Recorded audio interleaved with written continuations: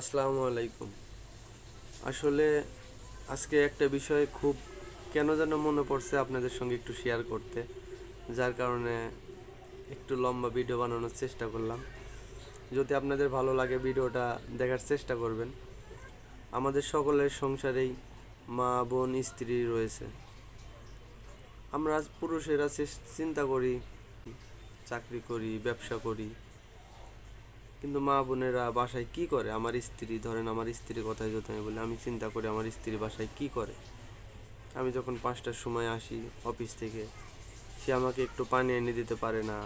আইসি দেখি সে কাজ করতেছে, হয়তো বা সে ব্যস্ত আছে, হয়তো অন্যান্য কাজে ব্যস্ত আছে। আমি এসে তখন দেখা যাচ্ছে রাগ করি বা চিন্তা করি, সারাদিন কি করছো সারাদিন? এখন আমি অফিস থেকে আসলাম, এখন তুমি আমাকে একটু সময় দিতে পারছো না। এরকম নানান ধরনের কথা বলি। কিন্তু আসলে যদি আমরা চিন্তা করে দেখি যে প্রতিদিন একটা মানুষ সংসারে কি পরিমাণ পরিশ্রম করতে হয়, একটা মেয়ে মানুষের, একটা স্ত্রীর, একটা মেয়ের, একটা মায়ের, তাহলে আমরা যদি একটু অনুভব করার চেষ্টা করি, তাহলে মনে হয় না আমরা এই ধরনের কথা মুখ দিয়ে আনতে পারবো। অনেকের সংসারে আছে দেখবেন, ধরেন গ্রাম অঞ্চলে যারা আমরা চাকরি করি, হয়তো একটু বাসা বাড়িতে থাকি, সেখানে একটু কাজের পরিমাণটা কম থাকে। কিন্তু যারা গ্রাম অঞ্চলে থাকে দেখবেন, গ্রামের মা বোনেরা সারাদিন ধরেন যে ধান কাটার সময় পার করতেছে, তারা দেখবেন যে কোনো কোনো সংসারে একক পরিবার আছে, মানে স্বামী স্ত্রী বাচ্চা কাচ্চা আছে। এখন স্বামী তো মাঠে যাচ্ছে, ধান কাটতেছে, ব্যবসা বাণিজ্য করতেছে, এগুলি করতেছে। স্ত্রী দেখবেন সে যাদের নিয়ে ধান কাটতেছে কামলাদের জন্য রান্না করতেছে, স্বামীর জন্য রান্না করতেছে, সন্তানের জন্য রান্না করতেছে। সে স্বামী সন্তানের যত্ন করতেছে। আবার এই ফাঁকে যায় সে ধান উড়াচ্ছে, ধান শুকাচ্ছে, ধান লাইরে দিচ্ছে। আবার দেখবেন যে বিকালে গিয়ে সে ধানটাকে গুছিয়ে আবার ঘরে নিয়ে আসতেছে।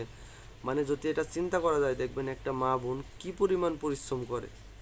আমি হয়তো আপনাদেরকে আরও গুছিয়ে বলতে পারতেছি না, কিন্তু আপনারা নিজ নিজ জায়গা থেকে খালি জাস্ট চিন্তা করেন যে কি পরিমাণের পরিশ্রম করে আমাদের মা বোনেরা। তারপরেও আমরা যখন তাদেরকে রাগ করে বা যেভাবেই হোক যখন বলি যে কি করো তুমি সারাদিন, কি এমন কাজ করো সারাদিন, এতটুকুন কাজই করতে পারো না, এতটুকুন কাজ করে হাঁপসায় যাও, এতটুকুন কাজ করেই তোমার কষ্ট হয়ে যাচ্ছে, তখন আসলে মা বোনদের কোথাও যাওয়ার জায়গা থাকে না। এই দুঃখটা, এই কষ্টটা কাউকে বোঝানোর ক্ষমতা তার থাকে না। কারণ সে বাপের বাড়িতে হয়তো বা সে রাজকন্যার মতন ছিল। প্রত্যেকটা মেয়েই তার বাপের কাছে রাজকন্যার মতোই। আমার মেয়ে যেমন আমার কাছে রাজকন্যার মতন, আমার স্ত্রীও তার বাপের কাছে রাজকন্যার মতন। অথচ সে নিজের বাপের বাড়িতে যে পরিমাণ পরিশ্রম করে নাই, কষ্ট করে নাই, তার নিজ সংসারের জন্য ওই স্বামীর বাড়িতে এসে কিন্তু প্রচুর পরিমাণ পরিশ্রম, কষ্ট সহ্য করে কাজ করে যাচ্ছে।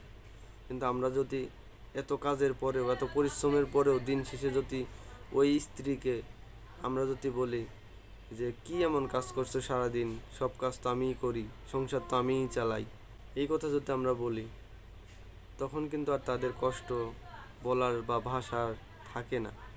সুতরাং চেষ্টা করি আমরা যেন যত পরিশ্রমী হোক, যত কষ্টই করে আসি বাহিরে, ঘরে এসে যেন স্ত্রীকে, মা বোনদেরকে অতটুকুন সম্মান, সান্ত্বনা যেন আমরা দিতে পারি, যাতে করে সে সারাদিন যে পরিশ্রম করছে, আমাদের মুখের দুইটা কথায় যেন তার পরিশ্রমের ক্লান্তিটা দূর হয়।